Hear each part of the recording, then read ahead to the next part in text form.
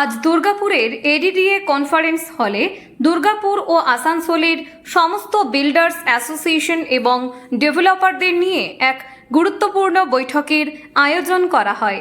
এই বৈঠকে বিভিন্ন নির্মাণ প্রকল্প সংক্রান্ত বিষয়, পরিকল্পনা ও ভবিষ্যৎ উন্নয়নের দিক নিয়ে বিস্তারিত আলোচনা হয়। ডেভেলপারদের কাজের সুবিধার্থে প্রয়োজনীয় সব ধরনের প্রযুক্তিগত সহায়তা দেওয়ার আশ্বাস দেয় আসানসোল দুর্গাপুর ডেভেলপমেন্ট অথরিটি। এডিডিএর এই উদ্যোগে এলাকার পরিকাঠামোগত উন্নয়ন আরও গতি পাবে বলে মনে করছেন সংশ্লিষ্ট মহল।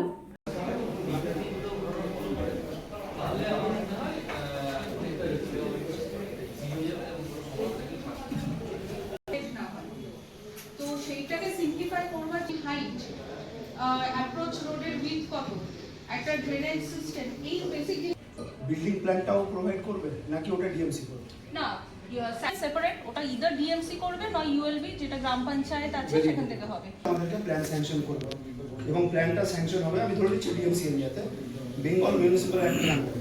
তখন এই যে এফএআর এর ব্যাপারগুলো বা যেগুলোই আছে সেগুলো এডিডিএ তাহলে ম্যাম আপনি আমাদের এখন এলইউডিসিপিটা ড্রাফট স্টেজে আছে। ওয়ান্স দ্য এলইউডিসিপি ইজ এটা ফাইনালাইজড, বিগত 5 বছর ধরে সিআর কিন্তু কিছু সার্টেন ফ্যাক্টরস অফ দ্য